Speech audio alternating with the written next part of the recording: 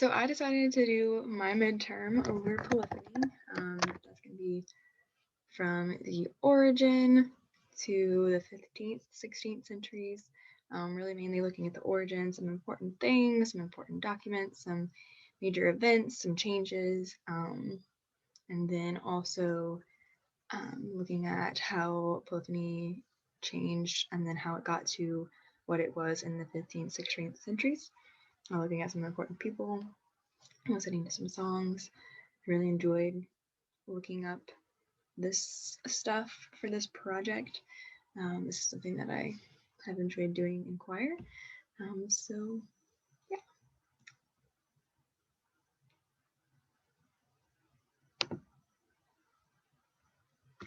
So according to the Oxford Music Dictionary, polyphony can be defined as music in which several simultaneous vocal or instrumental parts are combined contrapuntally, as opposed to monophonic or homophonic music.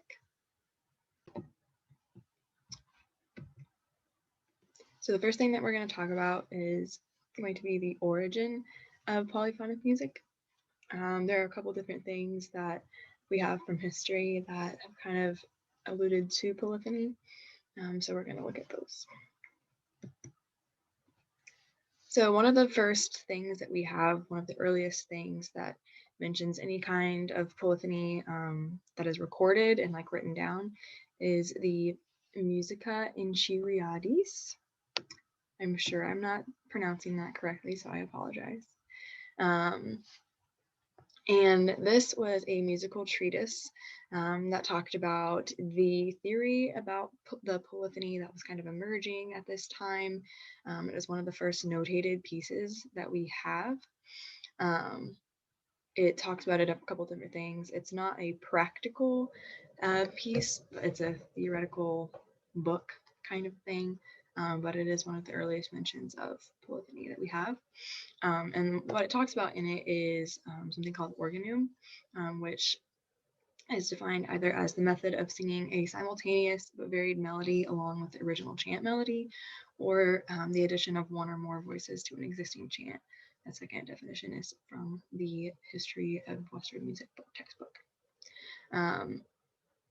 So there are a couple different types of organum. There is parallel, which is really just note against note.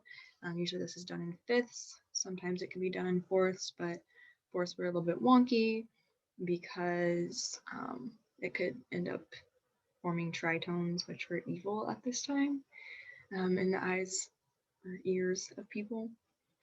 So that's kind of parallel.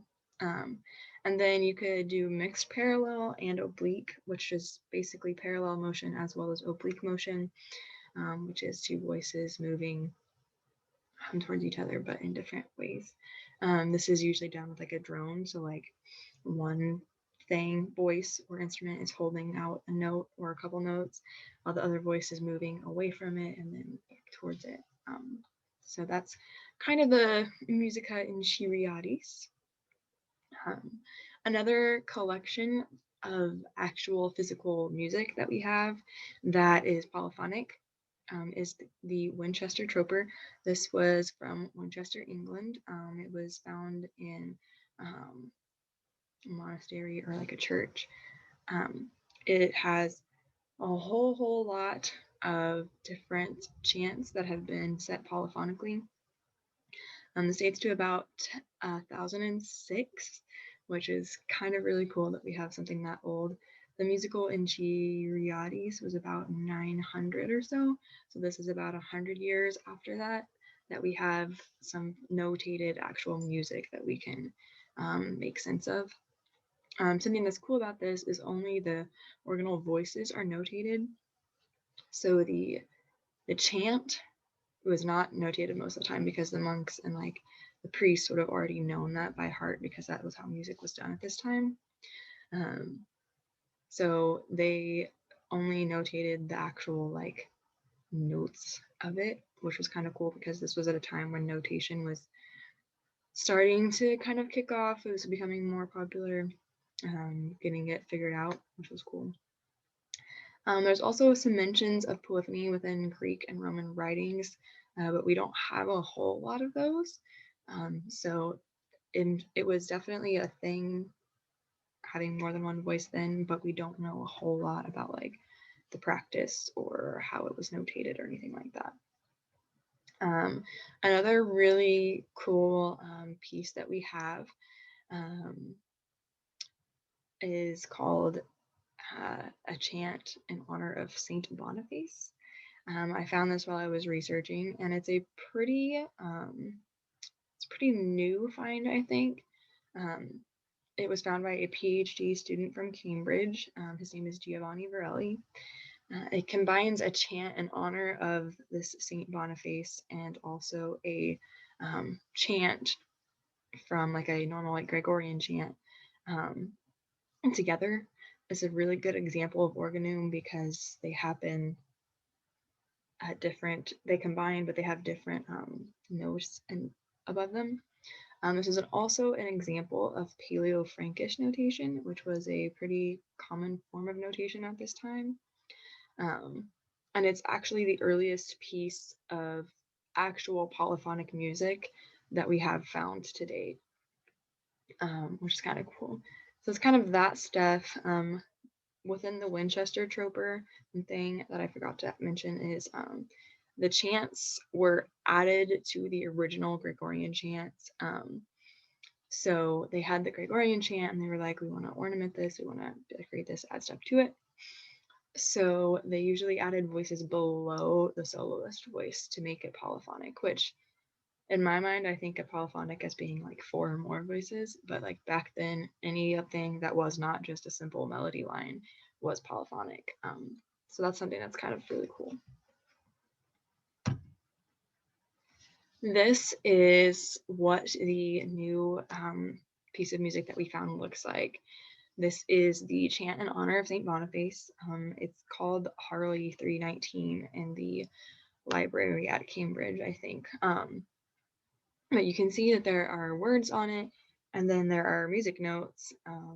And it's really cool to see how there's notation for it. There's different note lengths, note heights. You can see that there are actual like note names on the side, which is really cool to me. So that's kind of what that looks like. Nobody really thought anything of this when it was like brought in, whenever it was like first discovered, which you can kind of tell by the big old stamp on it. But whenever he was looking back through some stuff, he figured out that it was actually really, really old music notated, which is really cool. So we're actually going to listen to it. So this is kind of what polyphonic music would have sounded like way back whenever it was kind of first starting.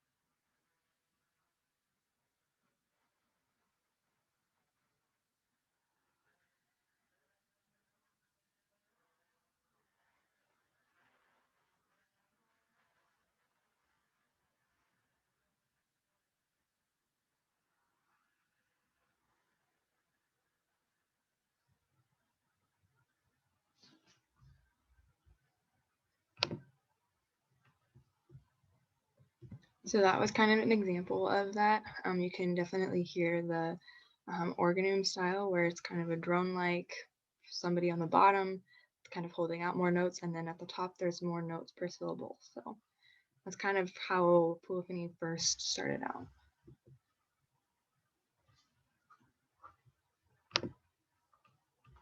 So next we're going to talk about some major changes in polyphonic music. Some of these are really big changes.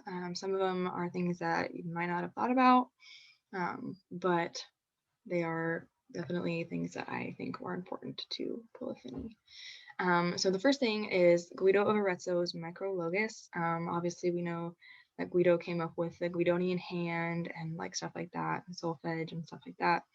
But he also helped to change the way that polyphony was done. He changed the way that music was harmonized within polyphony. So he allowed a lot more choices for composers to make and also just performers to make that resulted in a variety of organal voices. So you could have combinations of the organal voice being above it, or you could have it below it, or it could be really, really disjunct, or it could be oblique, it could be parallel. So that kind of opened the door to polyphony being wider and being considered a little bit more complex as it grew. Another thing is that composers started putting the organal voice above the original chant voice, which before that it was always below the soloist voice. And the original chant voice would have been the soloist, it would have been the more important part. But as composers started putting it below the new part that they were making, that chant voice actually became the tenor, which was super important whenever they started doing like the cantus firmus, and that like eventually became like counterpoint stuff, and now we have 4 parts because of this first thing happening and changing the way it was done, which is really cool. The organal voice, there could be anywhere from 3 to 5 voices or notes against one note, or there could be melismatic phrases, so you could have a number of notes against one note, and it was cool because there was 2 different sounds happening at the same time instead of just the one line of music, the one melody, which was super pretty and nice, but it definitely added a layer to the music that I think a lot of people really enjoyed, and obviously it took off. So that's really cool to me. There's also some different settings of organum. So there's discant organum, which is the 3 to 5 notes against one. And then there's the florid setting, which is the melismatic phrases against one note. Both of these are normally pretty drone-like because you have one note holding for a while, and then you have like the 3 notes on top or the 7 notes on top or whatever. But then that drone is kind of there, even if it's not the same note the whole time. It's there to just kind of provide a different texture, which is really nice and really cool. Some other really important changes that happened within polyphonic music were Leonin or Leoninus, or Periton or Peritinus. These were organum composers. Leoninus was the teacher, Periton was the student. They both compiled books of polyphonic works that they made or that they elaborated on, which was really cool. Periton actually started creating pieces for 3 and 4 voices, which was pretty much unheard of before this time. They were both connected to the Notre Dame Cathedral, which a lot of really cool music advancements came out of that cathedral. And they were definitely part of that during this time. So they created books of polyphonic works, which gives us a ton of stuff to look at from then. Also, the other musicians that were connected to the cathedral influenced polyphonic music by creating repertories. And this was really cool because the polyphonic music that was being done at this time was not written down until like way after it was happening, even though they were working on the repertories already. Because music for a really long time was not written down, it was just done by ear and memorized. So once they did start getting written down, it was a really big thing because it was just preserved and taught by memory up until that point. So the next thing we're going to talk about are just briefly some types of polyphonic music. just kind of going over a couple things that we've talked about, some that we haven't. So one type that we've kind of talked about is the drone. This is when one note is held while a melody is played on top. This could be organum, or it could be just one note being droned the whole time while somebody sings on top. Organum usually is one note and then it may change and then it will change again. But that was kind of the first mentions of polyphony, was the drone and then the organum, which we talked about already. There's also imitative and non-imitative polyphony. Imitative means that there are similar notes and rhythms, but just at different times. So there might be a phrase that starts here, and then a couple measures later, that same phrase starts at a different spot, but it's the same thing. Non-imitative is different entirely, hence why it's non-imitative. It means that it's independent in rhythm and contour, so it's a different melody completely pretty much from the other one, and it happens at different times, or it happens at the same time. Which is kind of crazy, and was a really big advance during this time. And some people did not like that. So it's kind of interesting. A couple other forms of polyphony that have kind of advanced through the ages are rounds, canons, fugues. A lot of madrigals were polyphonic, which is cool because these were oftentimes secular, which most of what we've seen up until about that time was for the church. So the madrigals and the motets could be either secular or sacred, which for both of those things, depending on the era that we're talking about them in, they can mean different things. So now we're going to talk about polyphony during the 15th and 16th centuries, or the Renaissance, kind of whatever you want to call it. We're talking about some important things that were distinctive characteristics of this time, how it changed, stuff like that.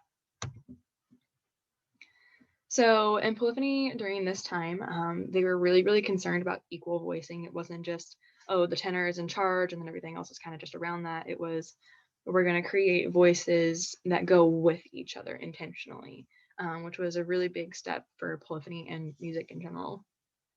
There were multiple vocal parts. It was no longer just two. It was really, really common to have at least four, but there was also people that composed for up to 5 or 6.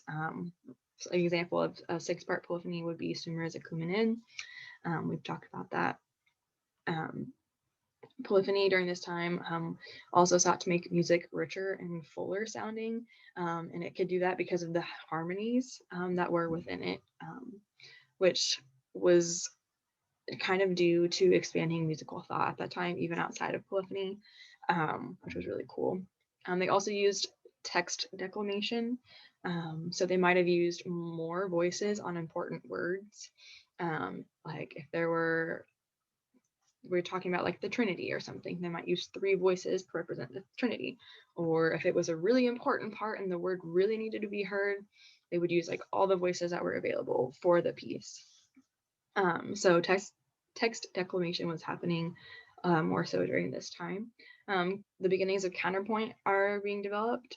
Some people often refer to polyphony as counterpoint because it's just very intermingled with each other. It was also able to expand and become more ornate in part because of the expanded vocal range at this time. So it was richer and fuller because in musical thought, they were growing out of that like 9th, 10th kind of interval and going beyond that, spanning more than an octave, like way more than an octave, which gives you a lot more texture and a lot different tone color, which is really cool. Also, it enabled more music to be written for instruments as well, because now you could write it down and then the instruments could play it, which was cool. Secular music was being written a lot more, including love songs, and the troubadours were kind of the first kind of people to do that idea, and I think that they would be proud of that. So the next thing we're going to look at are some important people and their music that they made and how it impacted polyphony in the Renaissance and before. So one of the first people that really impacted polyphony that I want to talk about is Josquin de Prez. He was really, really, really popular during this time. People were so insanely obsessed with him. And he was considered to be one of the best composers of polyphony during his time alive. He was so famous, in fact, that people attached his name to things even after he was dead just to get it to sell. One of his songs that is a really good example of polyphony is Mille Regretz, which we're going to listen to in just a second. Something that's cool about the song is it's actually argued whether or not Dupre actually wrote it or not, or if it was one of those that somebody just tacked his name onto it, which I think is pretty cool. Another really important person in polyphony would be Giovanni Pierluigi de Palestrina, better known as just Palestrina. There is a legend of how he saved or defended, or whatever you want to call it, polyphonic music within the church. People at this time were starting to think that polyphonic music shouldn't be used in the church because it was hard to understand, and during that time they really wanted people to be able to understand the text. So he in his Pope Marcellus Mass, he made sure that like all of his words could be really easily heard, and people say that he kind of saved polyphonic music from being thrown out of the church by doing that, which is arguable because I don't think that he wrote it intentionally to do that. I think that's probably just how he was writing. Another important person was Guillaume Dufay. He wrote both church and secular music. He also wrote 2 books on music theory. Again, was a really big polyphonic music writer, super popular during his time. And he added a lot of stuff that like we still get to kind of do today. Another person that did quite a bit for polyphonic music, especially towards the Renaissance, later 1500s, stuff like that, was Johann Achim. And he changed where the cantus firmus laid, and which created a richer, fuller sound within polyphony. So it wasn't necessarily just within the tenor, and the tenor wasn't necessarily the bottom voice anymore. He would have the main melody be either the tenor or the superius, which is basically what we would consider the soprano now. So that's pretty cool to think about. And these people really contributed to polyphonic music, and their music is definitely the music that I think of whenever I think of polyphonic music, especially like Renaissance era polyphonic music. So we're gonna listen to Mille Regretz.